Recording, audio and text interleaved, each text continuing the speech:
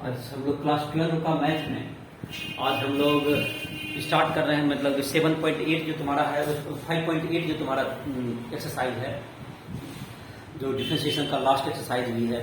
तो 5.8 के लिए जो आवश्यक आज जो कि दो थ्योरम उसमें बताए गए हैं, उसमें दो थ्योरम का एक का नाम है रॉयली थ्योरम और एक है लैग्रांज मीन वैल्यू थ्योरम। इन दोनों थ्योरम को चर्चा करेंगे, उसके कुछ एग्जांपल्स भी बताएंगे और कुछ ज्योमेट्री में कहाँ इसका यूज होता है उसको भी हम लोग देखेंगे। तो इसका रॉयली थ्योरम का स्टेटमेंट है, कुछ स्टेटमेंट इसको इस ढंग से है, a function f x number पहला, इसमें तीन कंडीशन है। A function f x number a continuous in close interval A b, मतलब ए बी इंक्लूडिंग होना चाहिए, इसमें क्या हो जाए कंटिन्यूअस हो। दूसरा कंडीशन ये है differentiable in open interval A B, differentiable in small interval मतलब open interval A B. And तीसरा कंडीशन जो तुमको F A equals to F B.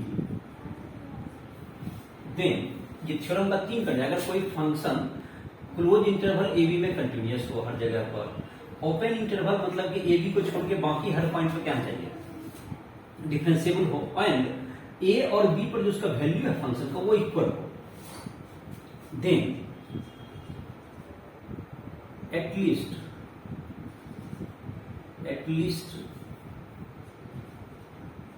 One C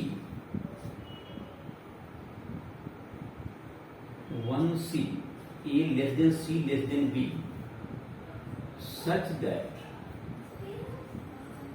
f dash c equals to 0। तो a और b के बीच में कम से कम एक c ऐसा जरूर मिलेगा जहां पर उसका डिफरेंशिएशन क्या होगा, 0 होगा उस पॉइंट पर। तो क्या कहना चाहता है कि अगर ये तीन कंडीशन कोई फंक्शन ओबे करता है तो कम से कम एक पॉइंट a और b के बीच में ऐसा जरूर मिलेगा जहां पर कि उसका डिफरेंशिएशन 0 होगा। तो इसको हम लोग देख सकते हैं, इसको जैसे कि इसको समझने का कोशिश करें ग्राफिकली, इसको ग्राफिकली समझें क्या बोलना चाहता है ये। इसको ग्राफिकली ये देखें तो अगर कोई फंक्शन है तुमको, ये एक्स एक्सिस है और ये वाई के तरफ लेते हैं, एफ एक्स ले लेते हैं वाई एक्सिस पर, और कोई फंक्शन अगर एफ ए बराबर एफ बी कंटिन्यूअस और डिफरेंट कंटिन्यूअस का मतलब कहीं पेन नहीं उठाना है आपको, फंक्शन इस ढंग से ये कंटिन्यूअस फंक्शन कहलाएगा। ऐसा फंक्शन है, मान लेते हैं यहां से ए से बी के बीच में, यहां एक्स इक्वल टू क्या है ए, और यहां पर हो गया इस जगह पर हो जाएगा x equals to b, x equals to b, और यहां पर ये हाइट हो गया तुमको, ये जो तुमको है इसमें दोनों का हाइट इक्वल है, अगर तो ये हो गया एफ ए पर जो वैल्यू हो गया ये एफ ए हो गया, और यहां पर जो b पर जो वैल्यू होगा ये हो जाएगा एफ बी। ये एफ ए और एफ बी अगर इक्वल हो तो एक कम से कम c ऐसा पॉइंट मिलेगा जहां पर इसका डिफरेंशिएट 0 है। डिफरेंशिएट 0 होने का मतलब ये होता है, ये जैसे c पॉइंट है जहां पर कि इसका जो टेंजेंट यहां ड्रॉ करेंगे जो कि एक्स एक्सिस के क्या हो जाए पैरेलल हो जाए। टेंजेंट जो है तुम्हारा, टेंजेंट ये तुम्हारा ये पॉइंट जहां पर कि 0 स्लोप मतलब टेंजेंट जो है तुमको पैरेलल टू एक्स एक्सिस जहां होता है वहां पर उसका डिफरेंशिएट 0 हो गया, तो ये पॉइंट तुमको c यहां दिख रहा है, x इक्वल टू c यही है। तो at c, at point c the slope of tangent, the tangent is parallel to X axis, देखो the tangent is parallel to X axis, the tangent is parallel to X axis, मतलब कि उसका differentiation उस जगह पर 0 हो जाएगा slope of tangent. ये तुम्हारा, तो ऐसा देखो तुमको अब ऐसा इस बात का एक मतलब ये भी समझ सकते हो कि कोई भी ग्राफ कैसा भी आप ड्रॉ करें, जैसे कि ग्राफ मान लेते हैं कि तुमको जो कंटिन्यूअस और डिफरेंशिएबल, हर इसमें क्या था कंटिन्यूअस है, हर जगह टेंजेंट उठाना पड़ा और हर पॉइंट पे एक यूनिक क्या चाहिए टेंजेंट होना चाहिए।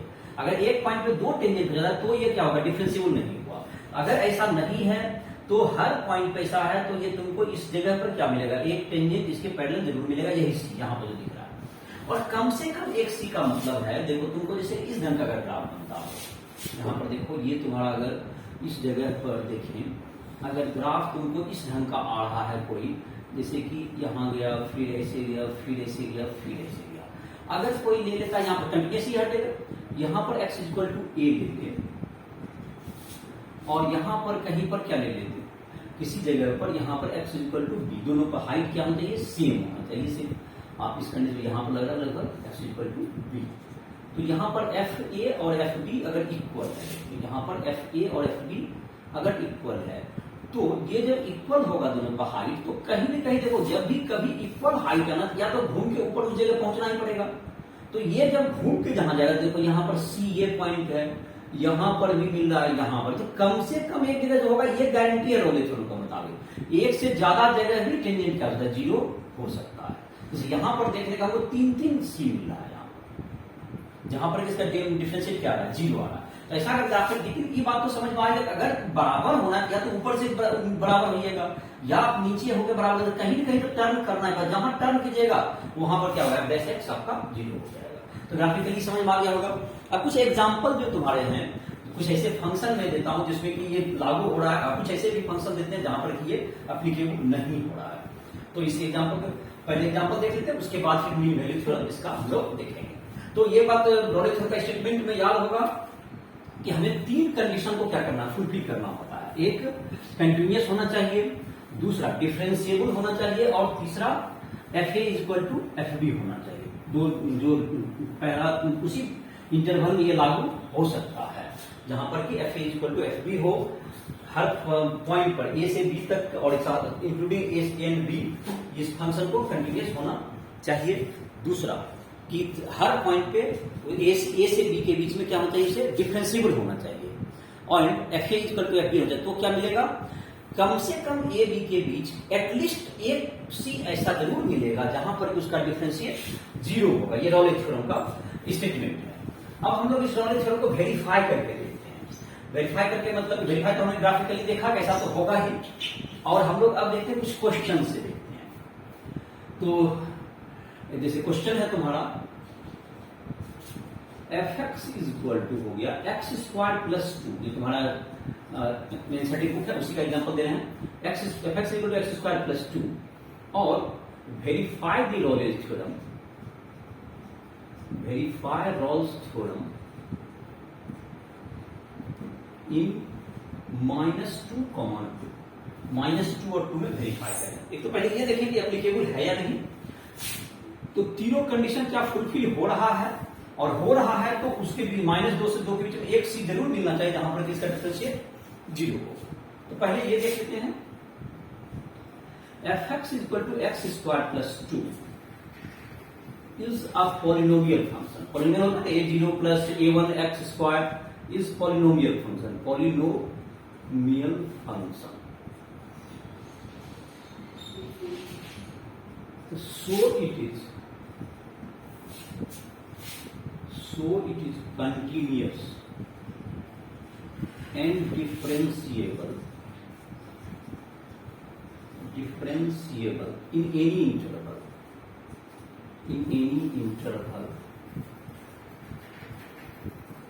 for real number।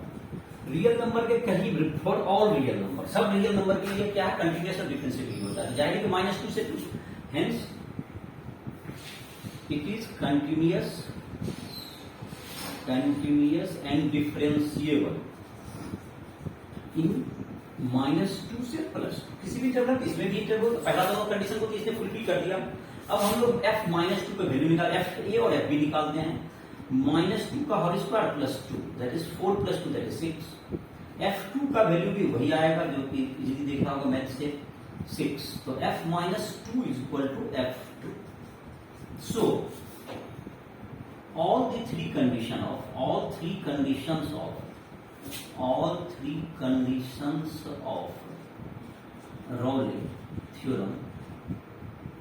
Rayleigh theorem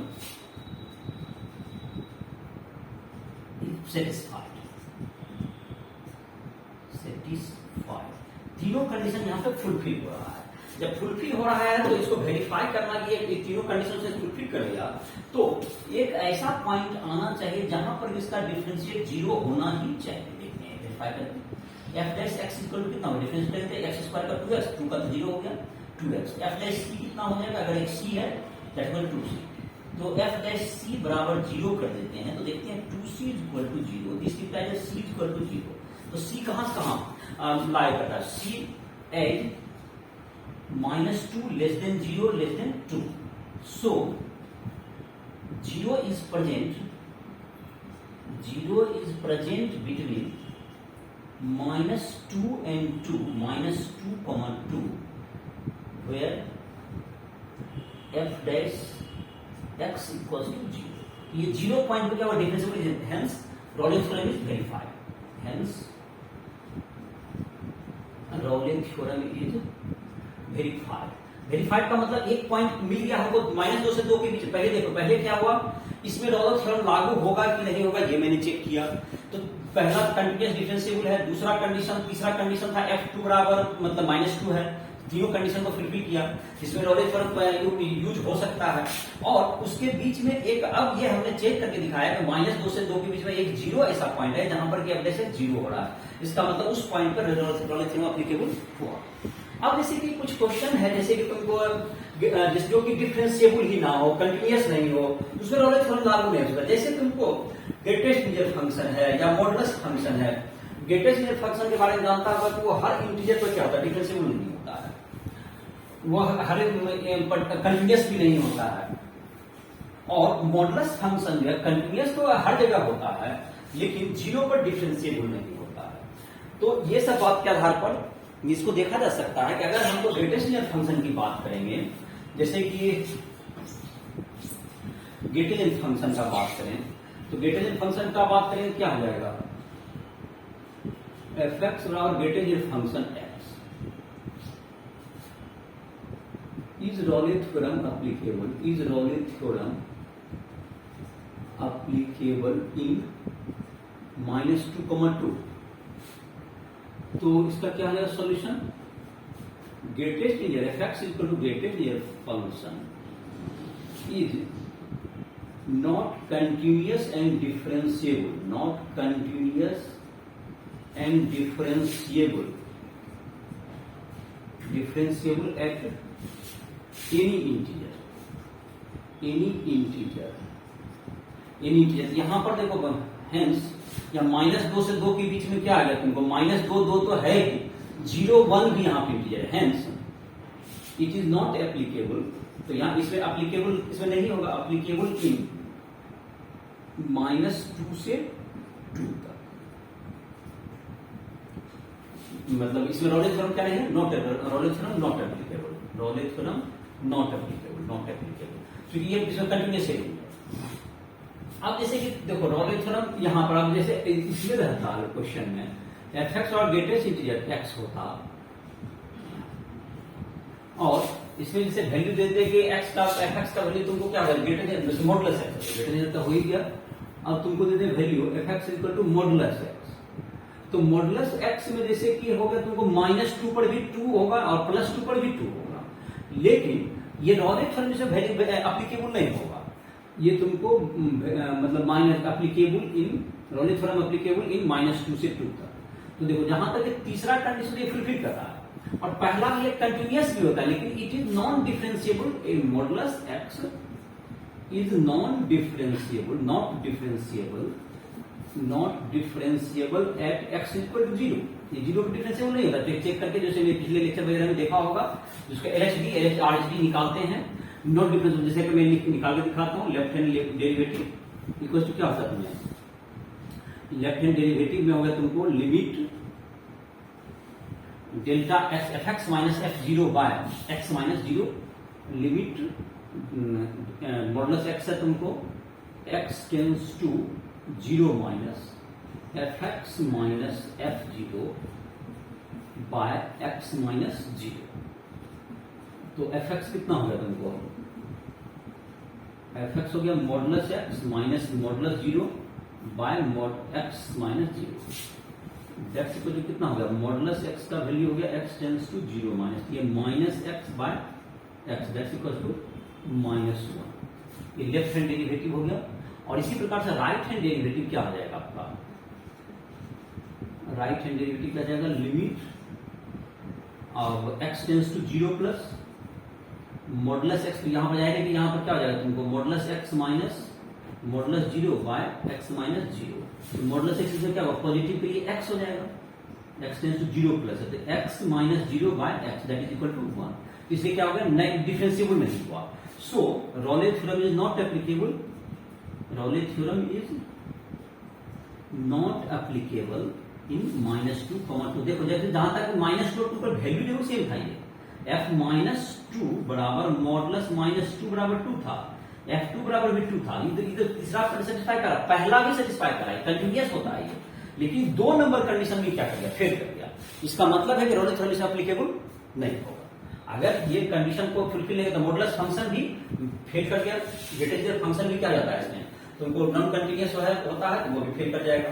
तो जो इसके लिए क्या होता है, ये रॉले थ्योरम को उस इंटरवल में, जिस इंटरवल पर चर्चा करी जाइए उसमें क्या हो सकता है, अब जैसे कि कोई कहेगा रॉले थ्योरम को मतलब अगर मॉडुलस में कहे कि मतलब ठीक है हम 0 पर फेल होता है तो 0 से बड़ा आप चेक करेंगे, जैसे 2 से 4 के बीच में, तो बात है कि आपका 2 और 4 पे वैल्यू सेम नहीं होगा, f2 बराबर 2 हो जाएगा, f4 बराबर क्या हो जाएगा, 4 हो जाएगा, तो आपका जब बराबर ही नहीं तो उसमें भी रॉले थ्योरम एप्लीकेबल नहीं होगा। तो इस प्रकार से क्या होगा, तुमको मॉडुलस फंक्शन में या वेटेज फंक्शन में भी जब इंटीजर आ जाता है तो वहां पर एप्लीकेबल नहीं होता, बाकी पॉलिनोमियल फंक्शन में जहां पर अगर f बराबर b को फुलफिल करेगा तो वो कंटीन्यूअस और डिफरेंशिएबल तो होता ही है, तो ये रॉले थ्योरम एप्लीकेबल हो जाएगा। अब हम लोग दूसरा एक थ्योरम देखते हैं जिसका नाम है Lagrange, Lagrange mean value theorem, mean value theorem. इसमें 2 कंडीशन ही है, इसमें एक condition, a function f number a continuous in close interval A, differentiable in open interval A, then a C A comma A less than B less than C such that f dash c is equal to fb minus fa by b minus a। मतलब इसमें तीसरा condition है कि तीसरा condition इसमें नहीं है, 2 ही condition है, कंटिन्यूअस और डिफरेंशिएबल हो, तो तीसरा एक सी इसके बीच में जरूर मिलेगा, जहां पर f dash c का value fb minus fa by b minus a होगा। इसमें रॉले थ्योरम से ज्यादा जनरल है, रॉले थ्योरम के लिए fb is equal to fa अगर यहां लागू करते हैं तो ये f dash c 0 हो जाएगा, जो कि रॉले थ्योरम का स्टेटमेंट हो जाएगा। It is more general than Rolle theorem. ये तुम्हारा ये मीन वैल्यू थ्योरम में अगर fa बराबर fb कंडीशन ओबे करते हैं तो f dash c हो जाएगा। सो ग्राफिकली देखिए इसका मतलब क्या होता है, ग्राफिकली इसको समझ लेते हैं ग्राफ के अनुसार।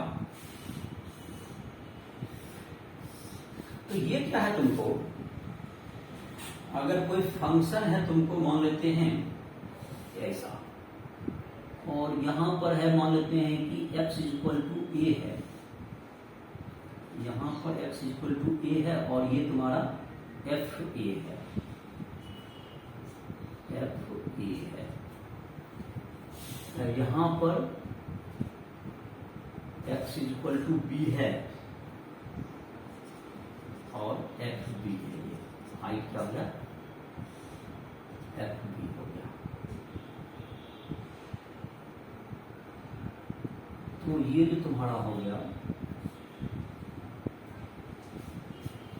ये जो तुम्हारा देख लो, ये जो इसका टेन थीटा आएगा, ये जो तुम्हारा है b माइनस ए हो गया, और ये जो हाइट बचा है, ये यहां से यहां तक का हाइट, ये क्या बचा आपका F B minus F A है, ये कितना जो बचा है, ये तुम्हारा बचा है F B minus F A बच गया।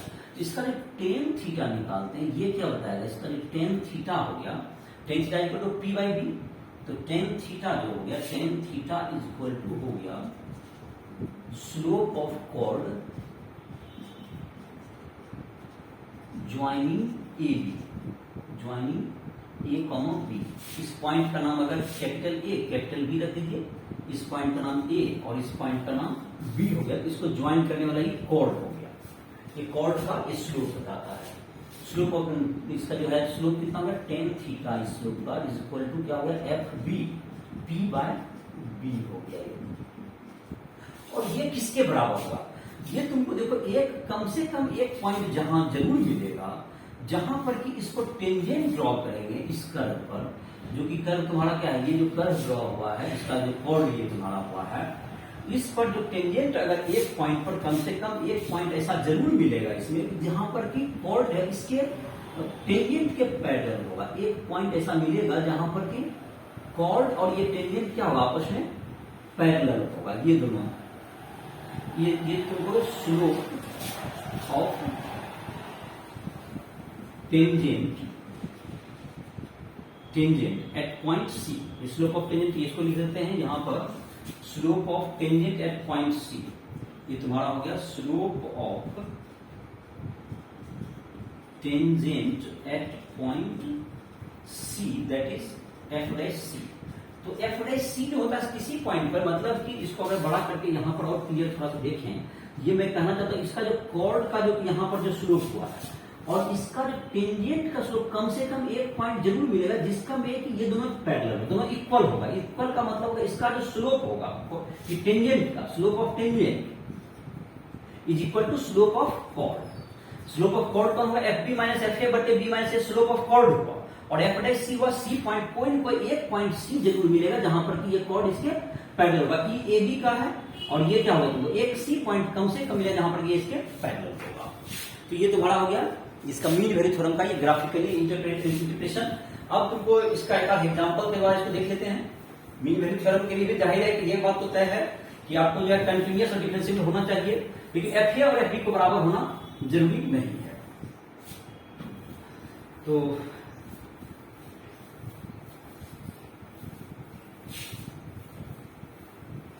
जैसे कि एफ एक्स इक्वल टू ले लेते हैं एक फंक्शन, कोई भी तो तुम्हारे किताब का ही एग्जांपल ले लेते हैं। F x equal to exercise बनाओगे तुम, और जहां दिक्कत हो कोई भी क्वेश्चन को बनाने में नहीं बन रहा हो, नहीं समझ में आता हो, राइट ऐप को प्ले स्टोर से डाउनलोड करके हमसे संपर्क कर सकते हो। और जिसमें भी तुमको जो भी क्वेश्चन है, जो भी समस्याएं आ रही है, तुम पर्सनली भी हमसे कांटेक्ट कर सकते हो। और अपने फिजिक्स केमिस्ट्री मैथ्स इन सब न्यूमेरिकल में दिक्कत हो, कोई कंसेप्ट समझने में दिक्कत हो, बोर्ड के लिए जेई मेंस एडवांस इन सब में कहीं भी दिक्कत हो रहा है तो हमसे संपर्क कर सकते हो, उससे तैयारी भी कर सकते हो। तो ये तुम्हारा जो क्वेश्चन अभी बता रहे थे, एक एग्जांपल इसका देते हैं। F x is equal to x square लेने, find C in mean value theorem. In mean value theorem इसमें सी का वैल्यू क्या होगा ये क्वेश्चन करने के लिए ऐसा हो सकता है। तो एफ एक्स बराबर 2 से 4 होगा इन 2 से 4 के बीच में। तो F x equal to x square is polynomial function, ये polynomial function, so it is differential continuous and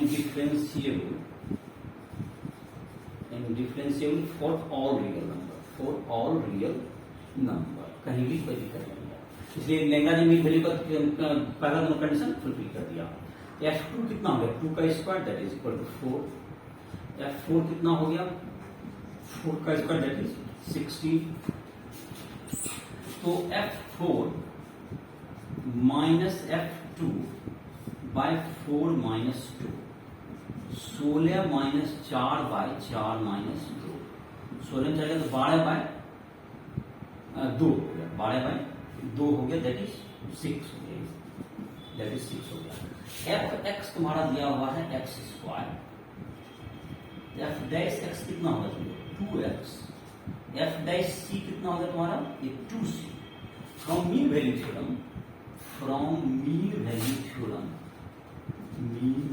theorem, F dash C equals to F4 minus F dash C equal to 6 मतलब होना चाहिए, तो 2c इज इक्वल टू 6। तो c का value क्या आ गया 3 आ गया।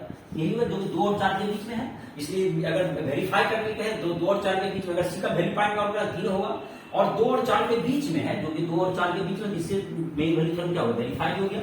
इसका मतलब क्या होगा, ये तुमको एप्लीकेबल था, ये तुमको 2 से 3 ये कम से कम ऐसा पॉइंट है जहां f' का value f4 minus f2 by fb minus f by b minus a के इक्वल है। इसका मतलब मीन वैल्यू थ्योरम इसमें लागू हो गया। और जहां तक कि डिफरेंशिएबल कंटीन्यूअस की बात करें, ग्रेटर फंक्शन की हर इंटीजर पर नॉन कंटीन्यूअस और non continuous and non differentiable होता है, तो एप्लीकेबल नहीं होगा। ये भी थ्योरम नहीं होगा। मॉडुलस x में अगर -2 से 2 अगर 0 बीच में आ गया तो उसमें एप्लीकेबल नहीं होगा। लेकिन अगर 2 to 4 कोई कर रहा है तो इसमें फंक्शन मॉडुलस फंक्शन तो 2 से 4 तक क्या जाएगा, ये डिफरेंशिएबल कंटीन्यूअस हो जाएगा। इस स्थिति में क्या हो जाएगा, इसमें ये एप्लीकेबल होगा, इसमें ये एप्लीकेबल हो जाएगा 2 से 4 के बीच मॉडुलस के लिए, लेकिन ग्रेटर के लिए नहीं होगा। और एक बात इसका उल्टा भी सही होता है, कभी भी अगर तीनों कंडीशन रोले का सही है तो सी भी मिलेगा ही मिलेगा। दूसरे शब्द में कहें, अगर सी कहीं बीच में मिल रहा है, सी मतलब उसके बीच में 0 हो रहा है एक पॉइंट पर, और 2 कंडीशन में सेटिस्फाई, तीसरा भी सेटिस्फाई होगा। इसका उल्टा करके भी एक आध क्वेश्चन दिया हुआ तुमको, एक्सरसाइज जो तुमको जो है 5.8 का, तो तुम्हें अब जो बनाना है, you have to solve NCERT exercise, और एग्जांपल का तो ऐसे कुछ क्वेश्चन मैंने बता भी दिया है, यू हैव टू सॉल्व 5.8। और जहां भी दिक्कत हो किसी भी क्वेश्चन को समझने में, इसके बाद तुम मिसलेनियस एक्सरसाइज भी अपना बनाओगे। जहां तुमको दिक्कत होता है तो हमसे राइट स्टूडेंट के ऐप के माध्यम से संपर्क कर सकते हो, कोई भी पर्सनली भी तुम चाहो मदद ले सकते हो इस लेक्चर को समाप्त करना।